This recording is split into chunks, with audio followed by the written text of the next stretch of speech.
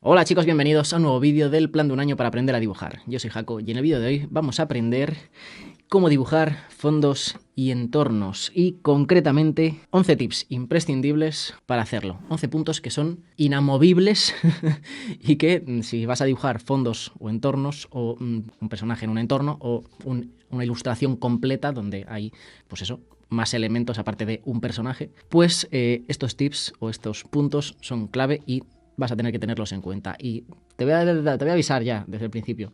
Hay algunos que no son nada fáciles de llevar a cabo. De hecho, es que estamos ya en la etapa final de este plan de un año y esto ya es el nivel supremo. Así que muy atento a este vídeo porque va a estar divertido, va a estar entretenido y tiene tela.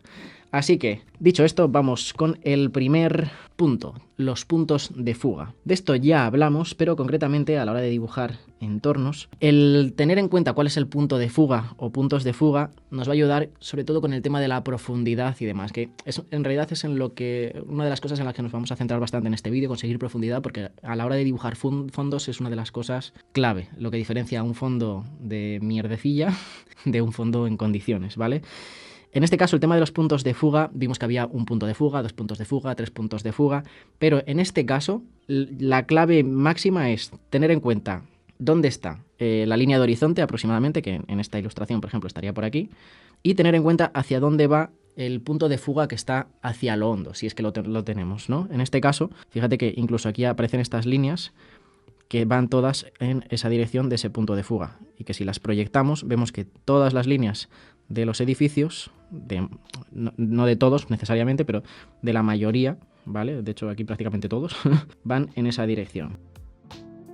Este, por ejemplo, también. Y luego hay algunos que están ligeramente girados, ¿vale? Y esto ya lo vimos también en el vídeo del plan de un año para aprender a dibujar, donde hablamos sobre perspectiva, que el punto de fuga va hacia otra dirección y esto es porque el edificio no está paralelo a los otros edificios que tienen ese punto de fuga, sino que ese edificio en concreto pues está un poco más girado, entonces el punto de fuga varía ligeramente y entonces a lo mejor pues los puntos de fuga de ese edificio van aquí.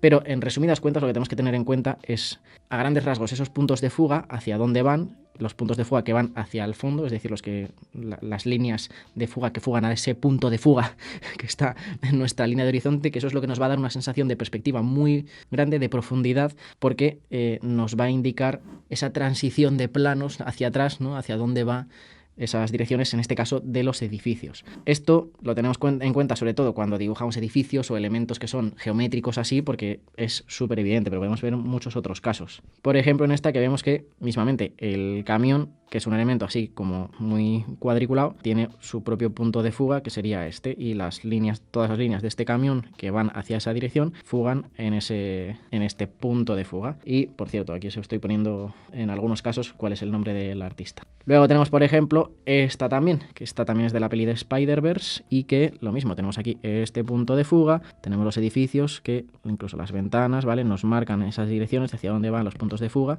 que todos van hacia este final y luego también los coches que estén yendo en esa dirección van a tener una fuga hacia aquí. Entonces, si nos imaginamos los coches como si fuese un cubito, pues veremos que esas líneas del cubo fugan hacia esa dirección. Entonces el punto de fuga súper clave. Siguiente punto, el tamaño de los objetos. Ya simplemente con lo del punto de fuga vemos que si tenemos un edificio que los puntos de fuga, por ejemplo este edificio de aquí, pasan por ahí, si está más cerca el tamaño va a ser más grande, si está más atrás el tamaño va a ser más pequeño. Pero no hace falta ni siquiera saber de puntos de fuga, sino que simplemente si tú tienes una cámara y pones un objeto delante y otro objeto detrás, ese mismo objeto va a ser más grande visualmente adelante que cuando está aquí atrás. Y eso lo hemos reflejado, por ejemplo, en esta misma, donde estas hojitas, que no sé cómo se llaman, ¿cómo se llama esto? Da igual, vemos que cuanto más cerca están, son más grandes y a medida que vamos yendo hacia atrás, cada vez son más pequeñas hasta que llega aquí un punto donde pues directamente están todas apelotonadas y ni siquiera las dibuja, ¿vale? De lo pequeñas que son. Y aquí otra representación más donde los árboles que están en la parte de adelante son mucho más anchos y a medida que vamos yendo hacia atrás se vuelven más estrechitos y cada vez más pequeños. Ya está, no tiene más. Punto número 3, los planos, diferentes planos. Los 3 planos he puesto aquí porque generalmente hablamos de 3 planos, pero no tiene por qué haber 3. ¿A qué nos referimos con estos 3 planos? A los diferentes elementos, diferentes planos, diferentes decorados que tenemos en 3 planos diferentes. Concretamente aquí tendríamos por un lado en primer plano a este Spider-Man. En un segundo plano podríamos tener estos edificios, ¿vale? Que son los que están en una cosa intermedia. Y en plano de fondo tendríamos pues ese fondo que hay por detrás del resto de edificios, que es como que están ya, digamos, rellenando. En este otro caso, pues más o menos igual, tendríamos un primer plano de este Spider-Man, un segundo plano de esos edificios que tienen bastante detalle, y a medida que vamos avanzando hacia atrás, pues ya encontraríamos ese plano de fondo, ese tercer plano. E incluso en esta imagen podríamos separar 3 planos, ¿no? Primero esta zona aquí como de humo, una segunda parte donde están los personajes, incluso con esta ondita de humo de aquí, y el tercer plano, ese fondo, por ejemplo. Pero todavía más interesante, y es que hay gente que dice, sí, bueno, tú pones ahí los planos como te dé la gana o lo que sea. No, no, no, esto se piensa desde un principio, y cuando un artista trabaja esos fondos, hace estos thumbnails, estos estudios de grises o de planos o de siluetas, para ver cómo va a quedar ese entorno después ya dibujado, ¿no? Para tener una idea general de cómo van a ir situados los elementos en función a esos planos. Y aquí vemos pues esta ilustración que ya estaría terminada, ¿vale? Podría tener más detalle, menos detalle, pero una ilustración que ya está terminada. Y aquí vemos ese estudio previo donde hay un plano inicial trabajado en un color, en este caso negro, un color oscuro, un plano intermedio, ¿vale? Y luego ese plano de fondo, que sería en este caso pues el paisaje que queda por detrás, ese cielo, etcétera, etcétera. Y en este caso vemos cómo están trabajadas esas siluetas del plano principal, del plano intermedio y del fondo. Y lo mismo por aquí, que vemos también más. Todas estas ya tienen más detalle, pero en todas podemos situar más o menos ese primer plano, aquí con esos tonos oscuros, un plano intermedio aquí como de grises, que incluiría el personaje, y luego ese plano de fondo. Y lo mismo con todos. Separar cualquier entorno que tengamos o cualquier ilustración en la que haya un entorno en 3 planos nos va a ayudar mucho a conseguir esa simplificación, entender nosotros cómo vamos a trabajar esa profundidad en función a cada plano y conseguir, pues eso, que esa ilustración tenga una atmósfera que funcione, etcétera, etcétera. Y en próximos puntos vas a ver también cómo vamos a utilizar esto de los planos, porque hay otro truquillo que tiene que ver con esto, que lo vamos a ver más adelante. Tiene que ver con esto y tiene que ver con niebla. No adelanto más. El punto número 4 son las formas geométricas básicas, formas básicas geométricas. Y es que al igual que en cualquier otro momento de nuestra vida dibujil, vamos a poder simplificar todo en formas básicas. Y esto nos va a ayudar a situar los elementos, los tamaños de los elementos en este entorno y esas perspectivas, etcétera, etcétera, como habíamos dicho antes de dibujar o imaginar ese coche como una caja, ¿no? Con esos puntos de fuga hacia el final. Pues en este caso lo mismo, incluso el caballo te lo puedes imaginar como si fuese una caja y puedes situarlo en el espacio. Puedes incluso estos personajes simplificarlos. Ya hay un capítulo entero de cómo simplificar el cuerpo humano en forma de figuras 3D, ¿no? Pues lo mismo. Y sobre todo, ya no con elementos tan orgánicos como estos, que sí, porque incluso, yo que sé, este árbol es un cilindro, ¿vale? Podemos situarlo todo en base a elementos geométricos, pero sobre todo cuando estamos hablando de tema de construcciones humanas o de elementos no tan orgánicos, como por ejemplo edificios, donde tenemos efectivamente ese punto de fuga y podemos simplificar este edificio en forma de cubos o de formas geométricas simplificadas, y esto nos va a ayudar perfectamente a situar los elementos en el espacio. E incluso esta puerta podríamos imaginarla como una especie de caja que tiene esta dirección, y todo lo podríamos simplificar en formas geométricas básicas. E incluso estas rocas podríamos hacer una cierta simplificación, o incluso aunque no sea una forma geométrica súper clara que estamos imaginando, podría ser una especie de semiesfera que sale del suelo y lo simplificamos totalmente con 3-4 líneas para situar ese elemento en el espacio y hacernos una idea de cuánto va a ocupar, cuánto no, qué sensaciones nos va a dar ese volumen ahí. Punto número 5, siluetas. Oh, un clásico. Las siluetas son imprescindibles para todo en el dibujo. Ya en el tema del diseño de personajes hablamos de que, creo que lo hablamos, no sé si lo hablamos, si no, en el curso de personajes se habla mucho de esto, link en la descripción. El tema de la silueta, que tu personaje simplemente cogiendo la silueta sea reconocible, es una cosa clave para crear un personaje de los buenos, en condiciones, de los de verdad. Si tú coges la silueta de Mickey y la miras, sabes que es Mickey. Si coges a Pikachu y simplemente ves la silueta, sabes que es Pikachu, ¿no? Que tu personaje sea reconocible es fundamental. Y el tema de las siluetas es imprescindible, no solo para eso, sino para todo en el mundo del dibujo. Y cuando estamos trabajando en entornos, más todavía. Porque hay ciertos elementos que vamos a trabajar simplemente en base a la silueta. Este tallo con sus tallos que salen hacia los lados, la silueta de esta hoja, incluso aunque no haya detalle prácticamente dentro, esa silueta nos indica que eso es una hoja. Todos estos contornos, estas siluetas que se adaptan perfectamente a lo que sería ese tipo de elemento que estamos dibujando, es clave. Luego por aquí hay como mucho ruido y se dibujan más formas y demás, pero esa silueta va a ser clave, sobre todo en momentos como los que vamos a ver ahora, por ejemplo por aquí, en los que imágenes, vamos a girar, en el fondo, cuando se empiezan a desvanecer ciertos elementos, simplemente a base de dibujar la silueta en el tono adecuado, ya entendemos que, gracias a todo el entorno en el que estamos, entendemos perfectamente que esa silueta que hay ahí es, en este caso, pues un edificio. O incluso, en este caso, aquí, esta silueta no tiene prácticamente nada dentro, hay un par de líneas por ahí y poco más, pero es todo pura silueta, pero entendemos perfectamente qué es lo que está pasando y tiene sentido que esto sea una silueta porque está en contraste esta silueta con el fondo, que el fondo está más iluminado y este tipo está en contraluz, con lo cual tiene sentido trabajar esa silueta y una silueta bien trabajada nos indica perfectamente lo que estamos viendo. Cosa súper clave que ya hemos visto aquí en los estudios de los 3 planos, porque esa silueta es que de hecho aquí ya se sabe lo que está pasando. ¿Por qué? Por la silueta. Trabajar bien esas siluetas es clave. Punto número 6, la neblina ambiental. Y también vamos a incluir aquí lo que sería la niebla en general, ¿vale? Pero la neblina ambiental, no sé muy bien cómo se llama realmente, pero cuando hablo de neblina ambiental estoy hablando de esto que sucede por aquí. En una imagen, para conseguir profundidad, según el entorno en el que estemos, pero por lo general cuando estamos en un entorno, yo sé, de ciudad o en el campo y es como que se ve a lo lejos, ¿no?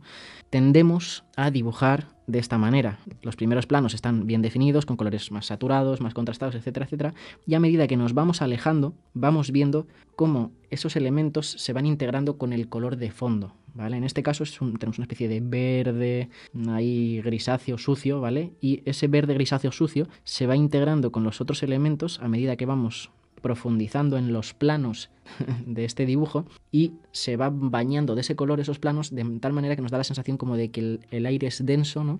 Que existe esa profundidad y que hay aire entre nosotros y esos elementos que hay al final. Esto lo vemos tanto en esta imagen como por ejemplo en esta imagen que directamente es tan denso ese aire que estamos percibiendo niebla y de hecho está dibujado por aquí como humo que aparece por ahí y demás, ¿no? Entonces vemos eso, lo mismo, estos elementos que están más cerca están como más saturados y más contrastados y los elementos de fondo se van integrando con ese tono grisáceo, en este caso, como de suciedad que tiene el ambiente.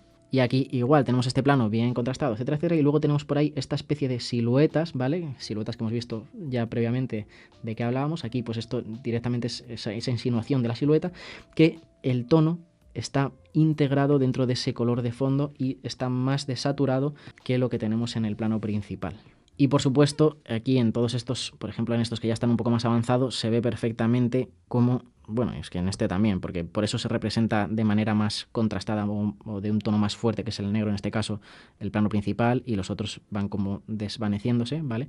Por aquí también lo vemos, ¿vale? Vemos como eso, ese plano principal y los demás van como integrándose, en este caso en el color de fondo, que es como el tono más clarito, pero además vemos el tema de la niebla, y es que si tenemos los planos separados, una cosa que se hace mucho para dar esa sensación de profundidad es coger y meter como un pequeño degradado de un tono más clarito aquí desde abajo, desde ese plano, y aquí igual para separar este plano principal meten aquí un degradado hacia arriba y aparece esta zona como con más color, y entonces a base de unos pequeños degradados conseguimos dar esa sensación como que hay como una cierta neblina y conseguimos separar esos planos y dar profundidad desde ese plano principal hacia el fondo. En lugar de tener algo tan plano como esto, de repente con esos pequeños degradados conseguimos esa profundidad. Y aquí lo vemos igual y de repente dibujamos eso, un poquito de niebla por aquí otro poquito de niebla, por aquí otro poquito de niebla, ¿no? Y nos va separando esos planos uno por uno con esa niebla que va apareciendo, en este caso desde abajo, como le da un toque muy ambiental. La niebla es un recurso súper utilizado para conseguir esa sensación de entorno como más denso, más realista, más eso, como atmosférico todo, y es un recurso hiper utilizado y que queda genial, espectacular. Punto número 7, el nivel de detalle. En una ilustración, el nivel de detalle que incluimos en cada parte de la ilustración es fundamental. En este caso, tenemos un primer plano, que de hecho aquí nos ocupa media imagen, que es donde ha situado toda esta zona de detalle con esos rasgados de pincel, etcétera, etcétera. Y en este caso, la atención está centrada aquí, en este entorno, en estas formas, y los personajes que están como en un segundo plano pasan un poco más desapercibidos, tienen menos detalle y ya el plano del fondo del todo son siluetas con un par de manchas y ya. Entonces la atención en esta imagen recae aquí y aunque lo importante pudieran ser los personajes, nos está centrando la atención en lo que es el entorno y en el que están situados estos individuos. En este caso tenemos otro ejemplo súper claro de un entorno, un fondo muy lisito, sin mucho detalle, y luego todo el detalle está en el personaje y en este chisme estampado, y entonces la atención está centrada en estos elementos que además ya destacan por color y demás, que lo vamos a ver un poco a continuación. Pero tenemos más casos, por ejemplo este, donde vemos que el fondo sí tiene cierto detalle, pero es muy difuso, está bastante difuminado, digamos, el suelo igual, y estos personajes empiezan a tener bastante detalle y se centra la atención en ellos, pero además es que incluso dentro del propio personaje no es lo mismo el detalle que pueden tener por aquí o en los pies de este personaje, de este bicho chungo, que son pinceladas sueltas, que si nos vamos a la cara del personaje y del bicho, donde entramos en muchísimo más detalle, hay muchísima más pincelada mucho más pequeña y se concentra aquí el detalle, y por eso la atención en este tipo de ilustraciones la estamos centrando aquí, que es donde está el detalle. Hay muchos elementos que podemos utilizar para guiar la vista o la experiencia del espectador. Uno de ellos es el detalle, otro es el color, otro es 100.000 cosas, ¿vale? Hay 100.000 elementos. Los estamos viendo a lo largo de este vídeo. Punto número 8, los desenfoques. Y aquí no te creas que es solamente desenfoque fotográfico, cosas así, sino que vamos a ver cosillas porque hay chicha, ¿vale? El primero es lo que he dicho, ¿vale? El desenfoque fotográfico. En este caso, imagen de Sam Yang, por cierto, tenemos los elementos principales, ese plano principal que son los personajes enfocado, y luego a medida que venimos hacia más cerca de nosotros está desenfocado y el fondo igual, está desenfocado. En este caso, realmente lo que nos está dando un poco es esa sensación como de, pues eso, queremos centrar la atención en estos personajes y que el fondo y demás pase como un poco más desapercibido. Se puede conseguir aquí, en este caso con este tipo de desenfoque, un poco la sensación como de lente de fotográfica, pero hay muchas formas de conseguir esto, porque, por ejemplo, este mismo artista tiene este trabajo donde nos sucede algo parecido, y es que el personaje es donde está todo el detalle, toda la atención y demás, y el fondo nos da la sensación de que está desenfocado porque está trabajado a base de manchas. Y no necesitas hacer un desenfoque gaussiano o desenfoque de lente fotográfica, sino que simplemente trabajando la mancha en un nivel de detalle mayor o menor, como hemos hablado antes, puedes conseguir ese efecto como de que el fondo pase desapercibido, que parezca un poco esa sensación de desenfoque y que la atención recaiga sobre este personaje. Y la diferencia es muy grande. En este caso conseguimos un efecto como más fotográfico, mientras que en el otro es un toque más pictórico, y lo que quieres transmitir al final es lo mismo y se puede conseguir de las dos maneras, pero en función al estilo que tú quieras trabajar y cómo quieras desarrollarte como artista o las sensaciones que quieras transmitir. Si quieres algo más pictórico, más fotográfico, más X, pues trabajarás de una manera o de otra. Y aún nos queda un efecto más de desenfoque que a mí me fascina y que fue muy disruptor en su momento, por lo menos supongo que no fue la primera vez que alguien hacía esto, o sí, no lo sé, pero vamos, en su momento dio mucho de qué hablar, y es en el caso de la peli de Spider-Man que se trabaja con esa aberración cromática. Los elementos que están enfocados pues están normal, dibujados bien y ya está. Pero los elementos de desenfoque, lo que se hizo no es meterle un desenfoque o dibujar unas manchas, sino coger y generar una aberración cromática, que es como que se separa en planos de color y se distorsiona para que aparezcan esos magentas, verdes, rojos, azules, lo que sea, según el tipo de aberración que estés metiendo, y con esa especie de distorsión se genera esa sensación de que este plano principal está desenfocado y que sin embargo el otro, que no tiene esta aberración, pues está enfocado. Esto se puede hacer de 1000 formas y a mí esta personalmente me pareció una idea magistral que tuvieron y que, vamos, Lo partieron. Punto número 9, luz y sombra, imprescindible. Es que llevo callándome todo el vídeo para no hablar de luz y de sombra, pero es que es súper importante, ¿vale? Teniendo en cuenta exactamente de dónde viene la luz y dónde se generan esas sombras, vamos a conseguir que los elementos parezcan esos elementos enseguida. En este caso, que además es una luz dura, zona de luz y de repente se generan esas zonas de sombra. Y la parte súper importante y que tiene que ver con cosas que ya hemos visto es el tema de la silueta. Ya no la silueta de los propios elementos, sino la silueta de la propia sombra. Volvemos a este ejemplo porque aquí es donde están todas las claves. Para mí esto es, estudiarse este tipo de cosas, este tipo de thumbnails, es magia. O sea, se aprende más de esto que viendo ilustraciones terminadas. En este caso, el nivel 2 de esta ilustración sería en pasar de esas siluetas a entender dónde está la luz, dónde se generan esas sombras, y veis que aquí mismo, teniendo una zona de luz y generando dónde va la parte de sombra, teniendo muy en cuenta esa silueta, vamos a conseguir ya darle volumen, darle atmósfera, darle esas sensaciones, y enseguida podemos entender que una roca es una roca, que un árbol es un árbol o lo que sea, ¿vale? Simplemente trabajando esa luz y sombra. Aquí vemos un ejemplo terminado y en estos casos es exactamente igual. Tenemos la zona de luz y luego la sombra, que es simplemente un tono plano y la silueta, no tiene más, ¿vale? Y eso ya le está dando volumen y está haciendo que funcione esta imagen. Y aquí vemos siluetas, vemos tantas... Es que todo lo que estamos viendo está en todas las imágenes. Sobre este tema de la luz, por supuesto, hay un curso completo en Paper Monsters. Vas a tener el link en la descripción, que además están con descuento. Y uno de los cursos que a mí personalmente más imprescindibles me parece para aquellos que queráis dibujar en digital y hacer dibujos que tengan volumen, etcétera, etcétera. Para mí, el ABC de la luz está aquí. Punto número 10, el color, por supuesto.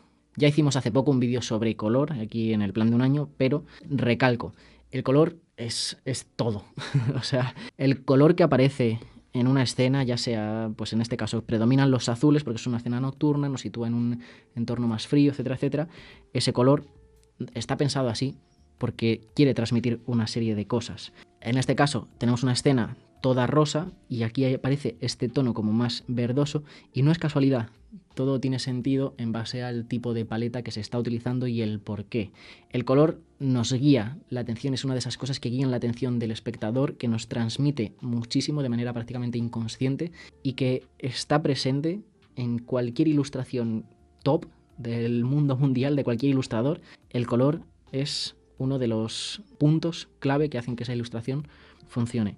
Es absolutamente imprescindible empezar a entender el color y practicarlo. Esto, por supuesto, hay formas de estudiarlo. El tema de la rueda cromática, te recomiendo que veas el vídeo sobre color que hemos hecho, que lo tienes aquí en el canal, en el plan de un año. Y una vez hayas visto ese vídeo, te recomiendo otro curso que tenemos en Paper Monsters, que es el de Domina el color, donde vas a ver en profundidad cómo funciona el color, cómo aplicarlo a tus ilustraciones, tipos de paletas que existen, etcétera, etcétera, etcétera. No voy a profundizar más aquí porque es que ya hay un vídeo completo sobre color y podría hablar durante siglos sobre color. Pero es imprescindible y lo tienes ya un poco desarrollado en el plan de un año y sobre todo aquí, ¿vale? Link en la descripción, te lo recomiendo mucho. Y punto número 11, los materiales. Otra clave, lo vimos en el último capítulo del plan de un año, pero es que el tema de los materiales, fíjate, me remonto a una de mis imágenes favoritas, y es que ya aquí, teniendo en cuenta esas siluetas y esa luz y sombra, ya podemos empezar a entender que ciertos elementos, según están trabajadas esas siluetas, nos transportan a que esto es un elemento como rocoso. Si trabajamos aquí, por ejemplo, igual, un elemento rocoso, porque esas siluetas ya son angulosas y muy orgánicas, nos sitúan como que esto ya es un tema rocoso. Y en cada una de estas, pues igual, ¿vale? Cómo está trabajada la luz en función a cada elemento, nos está indicando ya cómo es ese tipo de material. Y por supuesto se puede profundizar mucho más allá de luz y sombra, se puede añadir ciertos texturizados, pero en realidad todo tiene que ver con la luz. Y de hecho, si no has visto el capítulo anterior del plan de un año donde hablamos de materiales, míralo porque vas a ver la importancia de la luz en el tema de los materiales y texturas, etcétera, etcétera. Pero seguimos y volvemos a esta imagen y fíjate cómo, si entiendes cómo funcionan los materiales, puedes trabajar de manera muy sencilla y en el estilo que quieras para insinuar lo que se está viendo. En este caso tenemos como una especie de bloques de césped, tenemos por aquí nieve y demás, pero no estamos dibujando cada césped, cada hojita de hierba, ni nieve, ni cada copo de nieve, no sé. Pero lo que estamos haciendo es dibujar pinceladas. Hay puras pinceladas y aquí un espolvoreado, ¿vale? Y entendiendo el material simplemente con ese texturizado que te puede ofrecer un simple pincel, en 3 minutos puedes tener insinuado lo que es cada uno de estos materiales. Aquí igual tenemos esa pincelada, sin necesidad de dibujar cada elemento que hay dentro de ese material para simular su textura, etcétera, etcétera, simplemente con un tipo de espolvoreado, un tipo de acabado de pincel, un tipo de granulado específico, más enfocado, menos desenfocado, con una textura más orgánica, menos, etcétera, etcétera, entendiendo el material y situando esas luces, colores, etcétera, etcétera, podemos conseguir insinuar que aquí hay algo sin estar pintando ese algo. Y no solo eso, sino que en el tema de material, el tipo de material que haya en la escena va a influir mucho también en cómo se guía esa atención. Ya no solo a nivel del detalle que se incluye dentro de ese material, porque este césped es igual que este césped, pero no está dibujado igual. Aquí hay más contraste, más texturizado, más información, más ruido, como hemos mencionado anteriormente, pero también depende no solamente del detalle de ese material, sino del tipo de material que está en esta escena. Y es que si yo en esta escena, que es puramente orgánica, de repente meto aquí un cibor robótico con un metal hiperespejo brillante súper loco, la atención va a ser difícil que no se vaya hacia eso, porque va a contrastar muchísimo esas formas tan artificiales, digamos, y tan reflectantes, etcétera, etcétera, con respecto a esos materiales tan naturales que hay en esta ilustración. Entonces ese material que aparezca en la escena va a ser muy clave, muy importante en función también, en relación también a cómo vamos a percibir esa escena, lo que nos va a transmitir también, etcétera, etcétera. Y por supuesto, en Paper Monsters tenemos también el curso de Dominas las texturas y los materiales, que si quieres profundizar en este tema, lo tienes ahí en la descripción también, y uno de mis cursos favoritos, además, te recomiendo mucho que lo veas. Y ya estaría, hasta aquí este vídeo de cómo dibujar fondos y entornos. Espero que te haya gustado, míratelo con la calma una y otra vez, repásalo, y por supuesto estaremos practicando todo esto en Paper Monsters Pro, la comunidad de dibujantes que tenemos en Paper Monsters, donde tenemos clases todas las semanas en directo a través de Zoom, donde practicamos tanto yo como vosotros a la vez las diferentes cosas que hemos ido viendo a lo largo de este plan de un año, ejercicios de todo tipo, y tenemos masterclass de artistas invitados o clases específicas sobre temas que nos pedís, además de la comunidad privada, de la posibilidad de correcciones y de muchas cosas más. Vas a tener el link también en la descripción, te recomiendo que te pases por allí porque estoy seguro de que te va a gustar y vas a encontrar un montón de gente muy molona ahí dentro. Así que nada, lo dicho, espero que te haya gustado este vídeo y como siempre, si te ha gustado el vídeo, dame un buen like, caso ahí para arriba. Si no estás suscrito, suscríbete y nos vemos en el próximo vídeo del plan de un año para aprender a dibujar. Chao.